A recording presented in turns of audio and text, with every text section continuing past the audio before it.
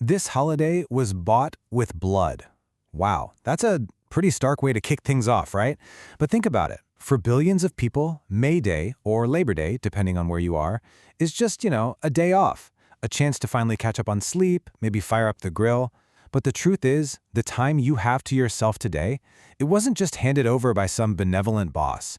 It was paid for, and the cost was incredibly high. Welcome to The Explainer. Today, we're diving deep into the hidden and honestly pretty shocking history of workers' rights.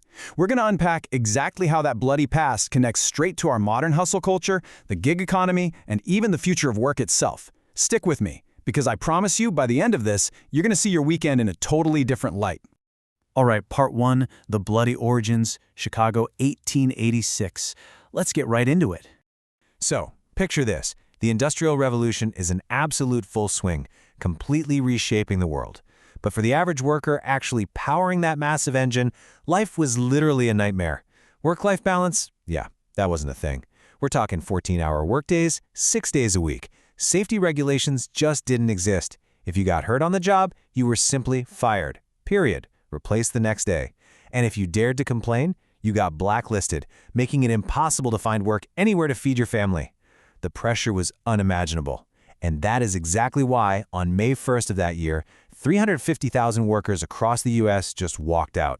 They'd had enough. And you know what they wanted? Just one thing. The number 8. That's it. They weren't asking for the world here. They were demanding a simple, logical division of the human day. 8 hours for work, 8 hours for rest, and 8 hours for whatever they wanted to do. That single number, 8, became the ultimate rallying cry.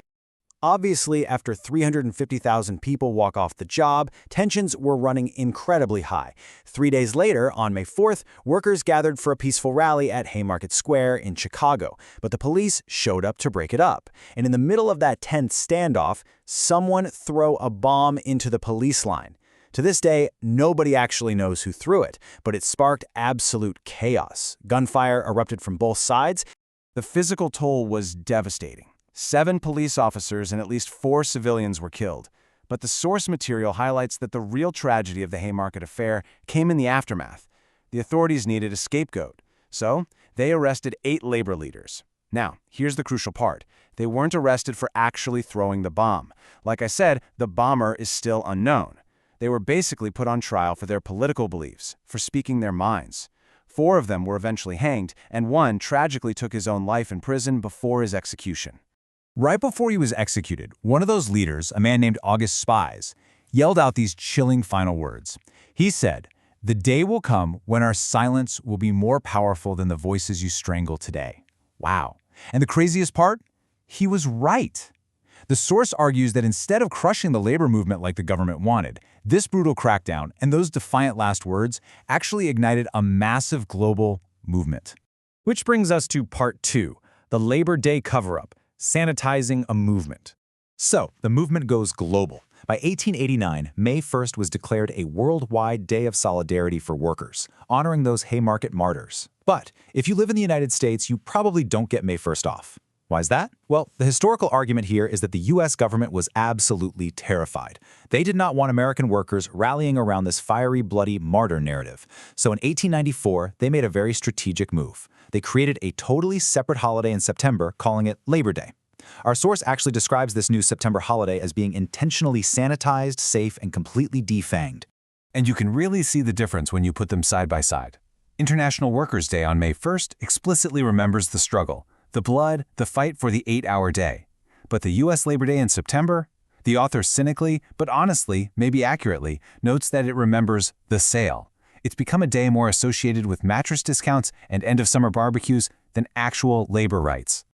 All right, let's jump forward a bit to part 3, the modern hustle trap, 1886 versus 2024. Now, what's really fascinating about this is how it connects to us right now. The labor movement won the technical victory of the 8-hour workday, sure. But look around today.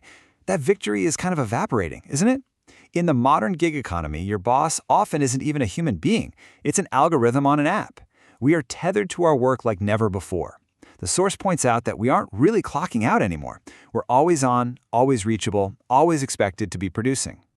And the economic data backing this up is just wild. Look at this. Since 1979, worker productivity has skyrocketed by nearly 65%. We're working harder, faster, and way more efficiently. But then look over there. Hourly pay has only gone up by 17% in that exact same time frame. It's a hugely frustrating reality for the modern worker. We're generating so much more wealth because we're constantly connected, but we're keeping a significantly smaller piece of it. This takes us to our final section, Part 4, Fair Work versus AI and the Future of the Grind. So, we went from brutal factory floors to the silent pressure of smartphone algorithms. And now? Now we're staring down artificial intelligence. The whole conversation is shifting to whether humans will even need to do the work at all. And if the machines do it, who actually gets the wealth? But despite this massive technological shift, our current cultural mindset is still so toxic. Think about it. The Haymarket martyrs literally died fighting for the right to rest. Today, though, resting is basically framed as being lazy. Hustle culture constantly tells us to sleep when you're dead. But the source points out a pretty dark biological irony here. If you don't rest, you will literally die sooner. We're grinding ourselves into the ground trying to outpace machines. Which brings us to the core takeaway from all this history.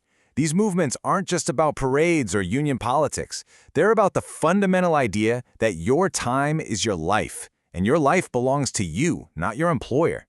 The greatest victory of the labor movement wasn't actually securing a specific wage. It was the invention of the weekend. It was permanently establishing that a human being is just so much more than a unit of production. So, look, if you have the privilege to take a break today, take it, and do it guilt-free. Because when you disconnect from the grind, you are embodying that exact, powerful silence that August spies shouted about from the gallows back in 1886. It's the sound of you reclaiming your own life. The fight for balance definitely isn't over. It's just changed shape. So I want to leave you with this. What does fair work actually look like to you in the age of AI? Let me know what you think in the comments. Let's keep the discussion going. And hey, if you learned something from this explainer, do me a favor and hit that like button to remind the algorithm that we are human beings, not just data points. Thanks so much for joining me, and I'll see you in the next one.